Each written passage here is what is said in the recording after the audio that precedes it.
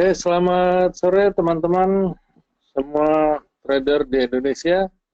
Salam jumpa kembali dengan saya Jonathan Sara dari GK Invest dari Gedung Multivision lantai 20. GK Invest adalah broker lokal yang terdaftar di BPT. Jadi teman-teman silakan apabila ingin mengetahui lebih dalam mengenai GK Invest dapat mengetik di website kami atau membuka website kami dengan alamat www.gkinvest.co.id. Betul ya? Ya, betul.co.id. Ya, jadi teman-teman silakan mempelajari situ. Ada banyak fitur yang bagus di dalamnya di mana tidak ada di broker lain. Ya, jadi itu sangat sangat bagus sekali fiturnya. Oke, jadi teman-teman, baik saya akan memberikan kelanjutan dari materi saya yang sebelumnya mengenai price action. Sekarang juga materinya sama dengan judul price action. Sebelum masuk ke dalam materi, saya ingin memberikan gambaran sedikit apa itu price action. Jadi price action adalah sebuah aksi, sebuah tindakan kita di dalam melakukan transaksi di market. Transaksi itu bisa transaksi buy atau sell, intinya adalah atas dasar apa kita entry, pada saat apa kita entry, dan apa saja yang harus kita pertimbangkan sebelum kita entry market. Ya, jadi sebelum masuk ke action, sebelum kita trading, sebelum kita masuk ke market, itu kita harus mempertimbangkan banyak hal. Ada banyak yang harus kita ketahui terlebih dahulu. Ya, jadi saya tidak mau langsung masuk ke dalam aktivitas trading, ya, karena kalau tidak didasari dengan pengenalan atau pengetahuan dasar-dasar dari trading, tentunya akan sangat berisiko, akan sangat berbahaya bagi akun kita sendiri. Oke, baik teman-teman, saya akan memberikan ulasan sekarang mengenai euro terlebih dahulu. Apa yang terjadi dengan euro? Untuk 1-2 bulan terakhir ini euro melakukan rally yang cukup signifikan, cukup tinggi gerakannya, ya. Naik hanya sedikit saja koreksi-koreksi, trennya cukup kuat. Ada banyak teman-teman di media sosial atau di grup RTI yang mengalami MC, mengalami kebangkrutan, mengalami kerugian besar karena mempertahankan posisi sell. Ada beberapa kondisi di mana kondisinya sepertinya sudah mau berbalik turun, yakin entry sell, kemudian naik lagi. Sehingga ada banyak pertanyaan sampai kapan, sampai di mana, dan sampai di harga berapa euro itu akan naik. Dan apakah naiknya akan masih lanjut atau tidak? Ya, baik. Saya sebelumnya akan membuka time frame monthly dulu. Ya, time frame monthly euro ini saya besarkan, ya. Artinya satu candle 1 bulan. Dari gambaran monthly kita bisa melihat bahwa harga high 2 tahun yang lalu, saya waran ini sudah dilewatin, sudah break. Tahun 2016 harga high juga sudah dilewati. Ya. Jadi harga high di sini saya kasih garis, ini adalah angka resisten yang sudah berhasil di break. Sekarang harganya sudah ada di atas resisten atau sudah di atas harga tertinggi tahun 2015. Kita akan mencari resisten di atasnya, dan apakah harga akan lanjut ke atas, naik, ya, ataukah dia akan mengalami koreksi turun. Ya. Nah, kalau secara teori atau secara teknikal, monthly seperti ini, kita kalau mencari resisten berikutnya, dari teknikal kita bisa lihat mencari support terdekat. Ya. Ini adalah support. Saya kasih warna, ya. Atau saya kasih ini saja.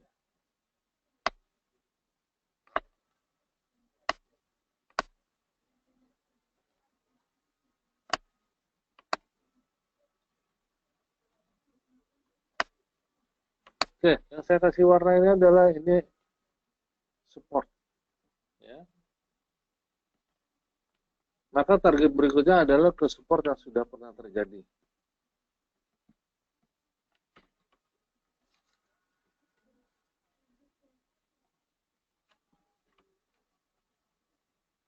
Ya. ini supportnya saya ambil dari tail paling rendah.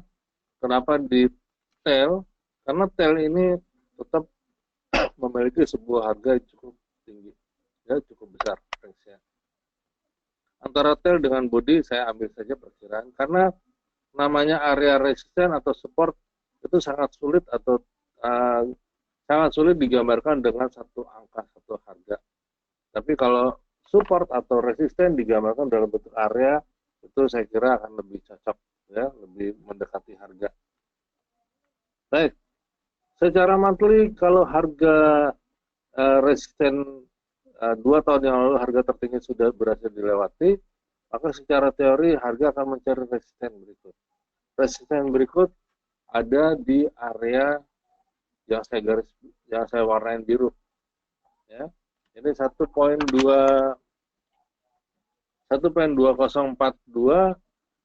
dan tertinggi resistennya ada di 1.2278.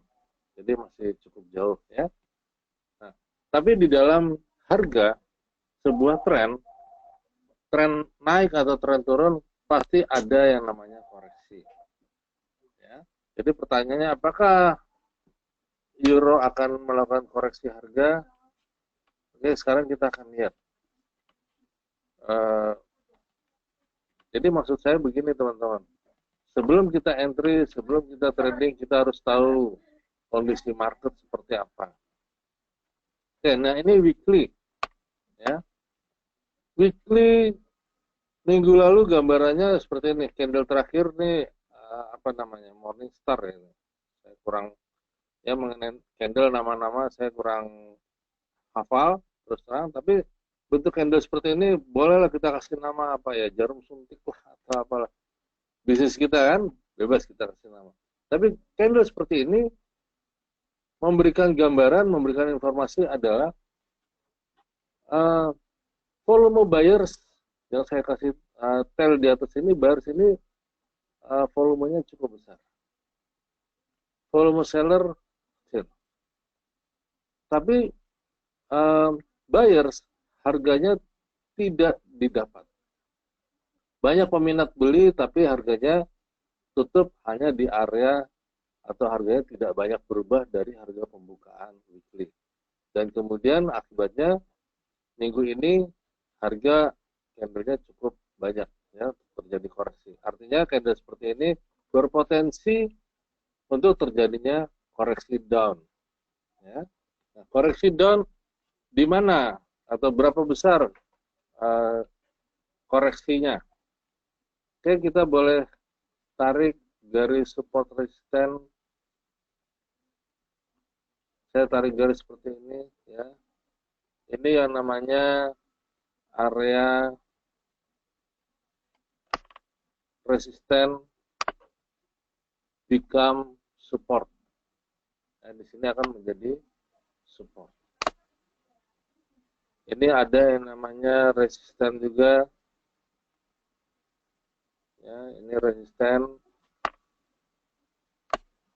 kemudian akan menjadi support. Ini akan menjadi target-target. Dan yang paling penting adalah di bawah ada yang namanya gap. Berarti ada PR. Bahwa euro akan menutup gap. Kapan menutup gapnya kita belum bisa pastikan. Tapi yang jelas potensi harga kembali ke gap ada. Ya. Jadi apabila harga ini melakukan koreksi down, ini adalah menjadi target-target long. Ya. 1.14 kemudian 1.12 itu sangat mungkin. Oke. Ini gambarannya sekarang, ya. Jadi apakah ini masih melanjutkan naik? Saya belum bisa pastikan sekarang sampai closing weekly, karena chartnya di dalam time frame weekly. Ya, kemudian coba kita lihat ke daily. Ya, daily tampak sekali di sini ada yang tadi saya kasih warna, ya. Ini resisten become support, ini bisa menjadi target. Sekarang apakah ini akan lanjut? Saya bantu dengan penggunaan moving.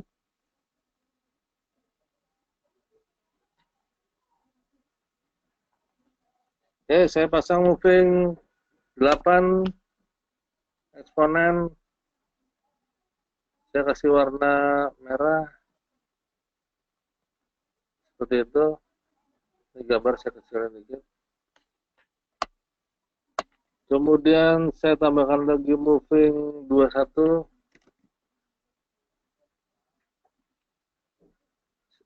Saya kasih warna hijau.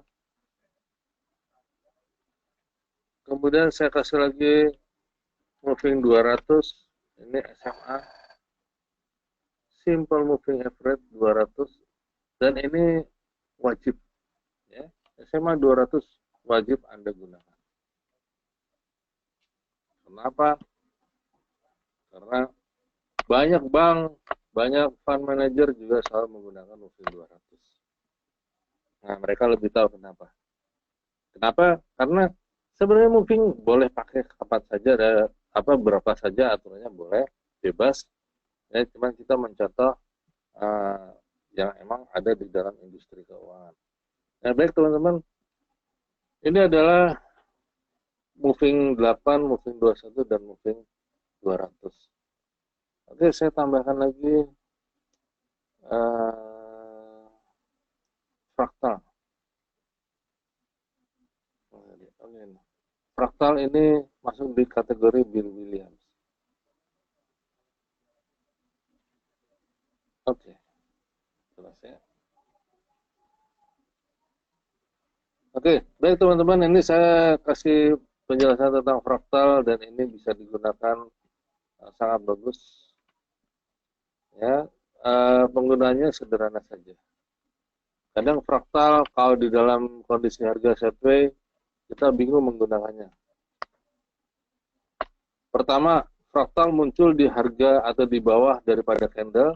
Yang kedua, fraktal muncul di atas candle. Artinya apa? Artinya adalah kalau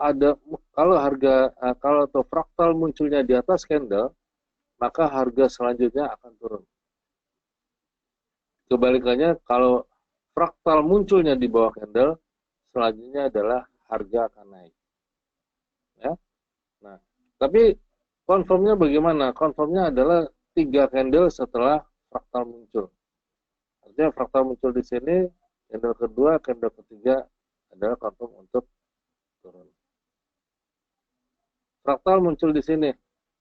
1, 2, fraktal di candle ke sini adalah confirm untuk naik. Ya, bagaimana dengan ini? Fraktal muncul. Di sini kita belum entry apa-apa. Ya.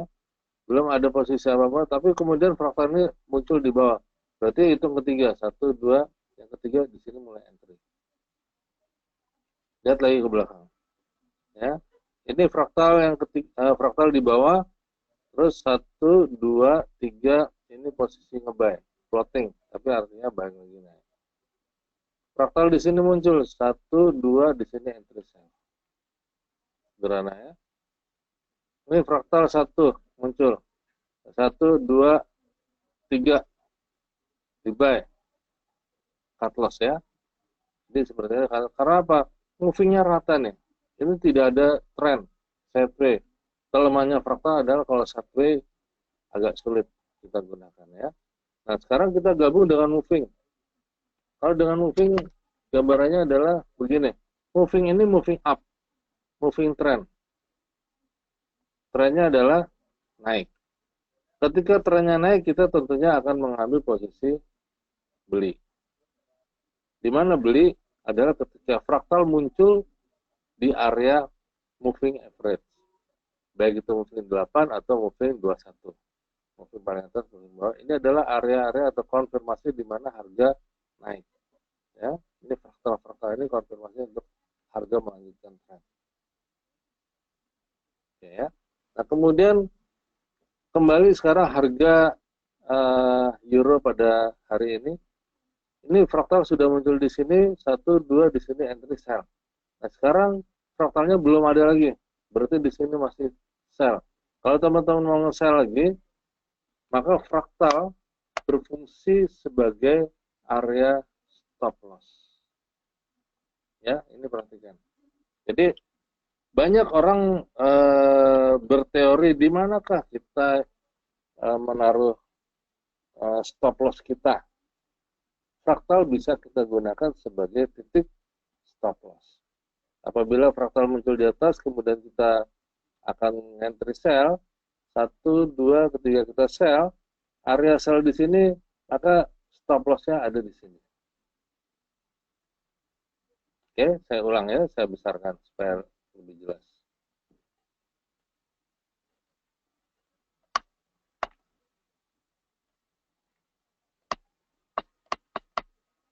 Ya, jadi ini fraktal muncul di sini, candle kedua, candle ketiga, ini adalah entry-nya kita untuk sell, dan stop loss-nya pasang di sini. Oke. Nah, kemudian apabila nanti fraktal ini muncul di bawah, sudah stop sell-nya kita uh, tidak kita pertahankan, sudah keluar ya. Nah, kemudian kalau dia masih naik lagi, sepanjang fraktal muncul lagi tidak melebihi fraktal ini, maka fraktal di sini akan menjadi stop loss-nya. Stop loss-nya akan menjadi lebih rendah. Oke, kita breakdown lagi ke time frame yang lebih rendah.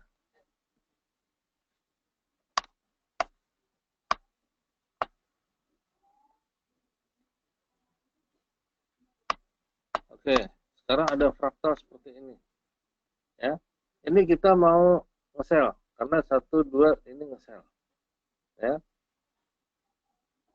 harganya turun, posisinya sell, di manakah stop loss-nya? Pasang stop loss di fraktal ini. Kita lihat time frame yang lebih rendah karena teman-teman banyak yang tradingnya day trade. Oke, dari sini kita sudah sell. 1, 2, 3 kita sell, stop loss di sini. Terus pasang sell masih terus, ada koreksi naik, ketika dia muncul fraktal lagi, berarti stop loss-nya ada di sini.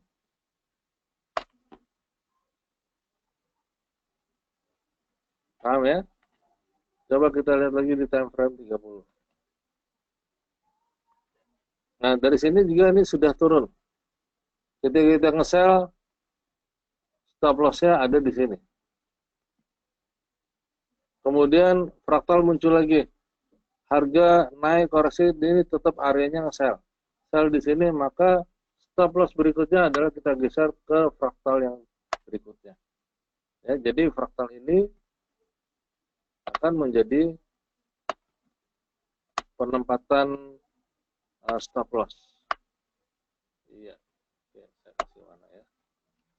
Ini adalah penempatan stop loss kita. Kemudian ada koreksi lagi, kita buy. Kalau kita buy di sini, ini kan ada muncul fraktal nih. 1, 2, 3, buy di sini, maka stop loss-nya ada di fraktal. Buy, stop loss di sini. Apabila kita tidak sempat keluar, ya stop loss di sini sudah. Ya, jadi kita harga buy-nya ada di sini, stop loss-nya di sini terukur. Ya. Demikian juga ketika harga fraktal ini muncul mengikuti moving, berarti kita nge-sell. Ya. 1, 2, 3 kita mulai nge-sell, stop loss-nya ada di titik fraktal ini.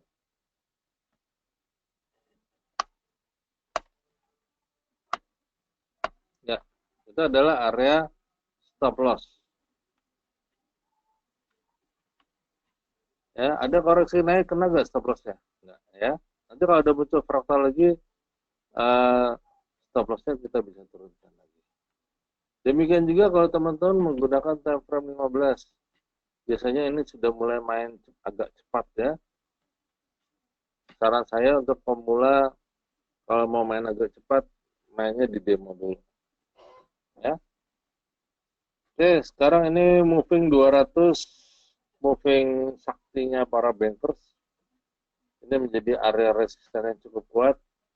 Di sini ada fraktal-fraktal. Kalau kita mau nge-sell, maka stop loss-nya ada di fraktal. Kita turun, kita mau nge-buy di sini, stop loss-nya ada di fraktal. Ya, muncul fraktal lagi di area resisten, kita nge-sell, area ini adalah menjadi area stop loss. Ya, dan terus, ya, termasuk kayak begini. Fraktalnya di bawah, kita nge-buy, ini adalah area stop loss kita. Ya, jadi apabila terjadi cut loss di sini tidak banyak karena sudah melewati fraktal. Ya, jadi fraktal fungsinya hari ini saya jelaskan sebagai titik entry apabila fraktal ini berada di area moving average di dalam kondisi sebuah tren, baik itu trennya naik atau tren turun. Yang kedua, fraktal bisa berfungsi sebagai area untuk stop loss kita.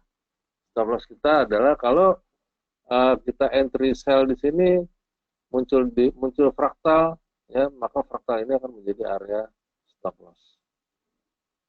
Baik, sampai sini ada yang tanya teman-teman?